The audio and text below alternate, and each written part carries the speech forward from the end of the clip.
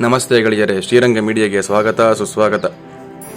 ನಾವೆಲ್ಲರೂ ಕೂಡ ಈ ಆಧುನಿಕ ಜೀವನವನ್ನು ಮಾಡ್ತಾ ಇರತಕ್ಕಂತಹ ಸಂದರ್ಭದಲ್ಲಿ ಯಾವುದೋ ಒಂದು ವಿಚಾರಕ್ಕೆ ನಮಗೆ ಒಂದಲ್ಲ ಒಂದು ರೀತಿಯಾಗಿ ನಮಗೆ ಊಹೆಗೂ ಕೂಡ ಗೊತ್ತಿಲ್ಲದೆ ಇರತಕ್ಕಂಥ ಸಂದರ್ಭದಲ್ಲಿ ನಮಗೆ ಮರಣ ಬಂದು ಸಂಭವಿಸಬಹುದು. ಆ ಮರಣ ನಮಗೆ ಬರ್ತಾ ಇದೆ ಅಂತೇಳಿ ನಮಗೆ ಯಾವ ರೀತಿಯಾಗಿ ತಿಳಿದುಕೊಳ್ಳಬೇಕು ಎಂದರೆ, ವಿಧಿಯೇ ನಮಗೆ ಒಂದು ಸೂಚನೆಯನ್ನು ಕೊಡುತ್ತದೆ. ಆ ಸೂಚನೆಗಳು ಯಾವುವು ಎಂದರೆ ಈ ವಿಚಾರವನ್ನು ಈ ಸಂಚಿಕೆಯಲ್ಲಿ ತಿಳಿದುಕೊಳ್ಳೋಣ. ದಯಮಾಡಿ ಮೊದಲಿಗೆ ಈ ವಿಡಿಯೋವನ್ನು ನೋಡ್ತಾ ಇದ್ದರೆ ದಯಮಾಡಿ ಸಬ್ಸ್ಕ್ರೈಬ್ ಮಾಡಿಕೊಳ್ಳಿ, ಲೈಕ್ ಬಟನ್ನ ಒತ್ತಿ. ಆಯಸ್ಸು ಕೆಲವೇ ದಿನಗಳಲ್ಲಿ ಮುಗಿದು ಹೋಗುತ್ತಾ ಇದೆ ಅಂತ ಹೇಳ್ತಕ್ಕಂಥ ಮನುಷ್ಯನಿಗೆ ಕೆಲವೊಂದು ಸೂಚನೆಗಳನ್ನು ಆ ಭಗವಂತನು ಕೊಡುತ್ತಾನೆ. ಆ ಸೂಚನೆಗಳು ಯಾವುವು ಎಂದರೆ, ಆಕಾಶದಲ್ಲಿ ಧ್ರುವ ನಕ್ಷತ್ರಗಳು, ಅರುಂಧತಿ ನಕ್ಷತ್ರಗಳು, ಆಕಾಶಗಂಗಾ ತನ್ನ ಮೂಗಿನ ತುದಿ ತನಗೆ ಕಾಣುವುದಿಲ್ಲ. ನಂತರ ಧೂಳಿನಲ್ಲಿ ಕೆಸರುಗಳಲ್ಲಿ ಕಾಲಿಟ್ಟಾಗ ಅವನ ಹೆಜ್ಜೆಯೇ ಅವನಿಗೆ ಕಾಣುವುದಿಲ್ಲ. ಇನ್ನು ಸ್ನಾನವನ್ನು ಮಾಡಿದಂತಹ ಸಂದರ್ಭದಲ್ಲಿ ಮೊದಲಿಗೆ ಅವನ ಮುಖವು ಸಂಪೂರ್ಣವಾಗಿ ಒಣಗಿ ಹೋಗುತ್ತದೆ.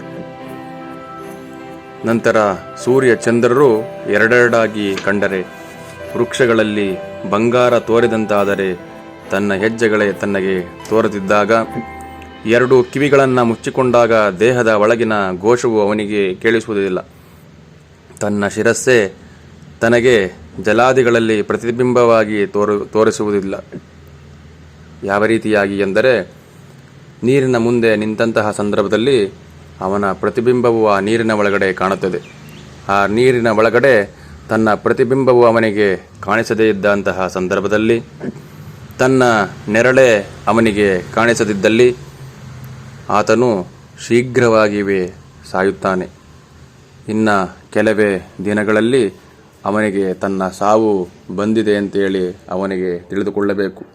ನಂತರ ಕನ್ನಡಿಯಲ್ಲಿ ತನ್ನ ಪ್ರತಿಬಿಂಬವನ್ನು ನೋಡಿದಂತಹ ಸಂದರ್ಭದಲ್ಲಿ ಅವನಿಗೆ ತನ್ನ ಪ್ರತಿಬಿಂಬವೇ ತೋರುವುದಿಲ್ಲ.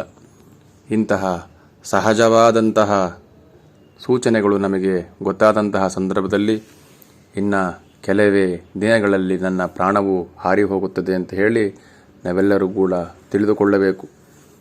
ಆದ್ದರಿಂದ ನಾವೆಲ್ಲರೂ ಕೂಡ ಎಷ್ಟು ವರ್ಷ ಈ ಜೀವನದಲ್ಲಿ ಇರ್ತೀವೋ ಇಲ್ವೋ ಗೊತ್ತಿಲ್ಲ.